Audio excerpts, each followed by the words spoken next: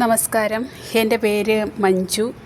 ഞാൻ കേരളത്തിൽ ആലപ്പുഴ ജില്ലയിൽ കായംകുളം പെരിങ്ങാല കരിമുട്ടം ക്ഷേത്രത്തിനടുത്താണ് വീട്. ഇപ്പോൾ വർക്ക് ചെയ്യുന്നത് ഹൈദരാബാദിലാണ്. ഇത് എൻ്റെ ക്വാർട്ടേഴ്സിൽ ഞാൻ ചെറിയ രീതിയിൽ ചെയ്ത ഒരു കൃഷിയാണിത്. വിത്തുകൾ വാങ്ങിയിരിക്കുന്നത് പത്തനംതിട്ട ജില്ലയിൽ തട്ടയിൽ സോനു എന്ന സാറിൽ നിന്നാണ് വാങ്ങിയത്. അദ്ദേഹം പറഞ്ഞ പ്രകാരം പേപ്പർ കപ്പിലാണ് ഞാൻ ആദ്യമായിട്ട് വിത്തുകൾ മുളപ്പിച്ച് എടുത്തത്. അതിനുശേഷം ഗ്രോ ബാഗിൽ അദ്ദേഹത്തിൻ്റെ നിർദ്ദേശപ്രകാരം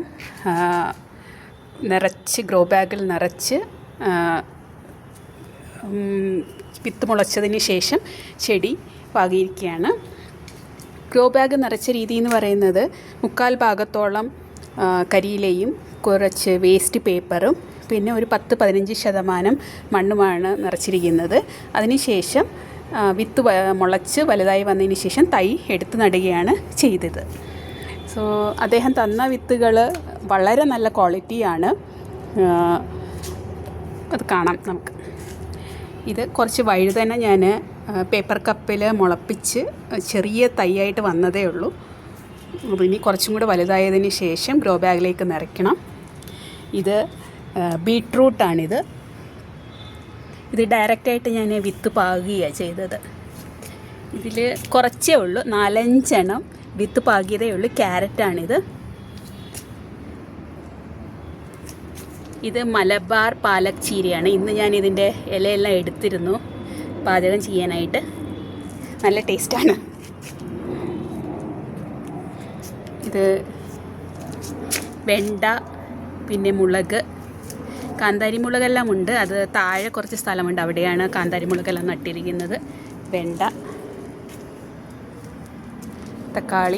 തക്കാളിയെല്ലാം നല്ല വിത്താണ്, നല്ല രീതിയിൽ വളർന്നിട്ടുണ്ട്. നല്ല വിത്താണ് അദ്ദേഹം തന്നത്. ഇത് എന്താണെന്ന് അറിയത്തില്ല. പച്ചക്കറി വേസ്റ്റ് ഇട്ടപ്പോൾ അതിൽ നിന്ന് വന്നതാണ്. മത്തനാണോ കുമ്പളമാണോ അതോ വെള്ളരിയാണോ എന്നറിയുകയില്ല. ഇത് കുറച്ച് മഞ്ഞൾ. ഇത് പയറാണ്. പച്ചപ്പയറും ഉണ്ട്, ചുവന്ന പയറും ഉണ്ട്. പയർ ഞാൻ ആദ്യം ഓർഡർ ചെയ്തിരുന്നില്ല, അദ്ദേഹം നിർബന്ധിച്ചത് കൊണ്ട് ഓർഡർ ചെയ്തതാണ്. പക്ഷേ നന്നായി വന്നു. ഇന്ന് പയർ തേങ്ങ അരച്ച് പുളിക്കറി എന്ന് പറയും, അതാണ് വെച്ചത്. നല്ല ടേസ്റ്റായിരുന്നു. പിന്നെ തക്കാളി,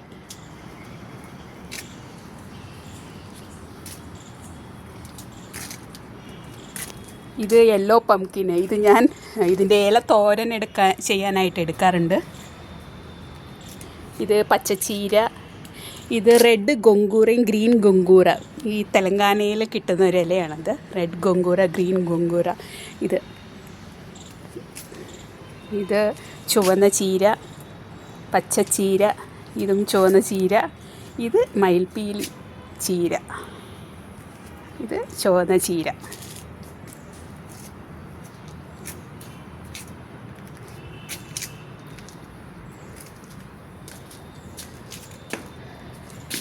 സോനു സാറിന് വളരെയധികം നന്ദി. അദ്ദേഹം നല്ല രീതിയിലുള്ള വിത്തുകളാണ് തന്നത്.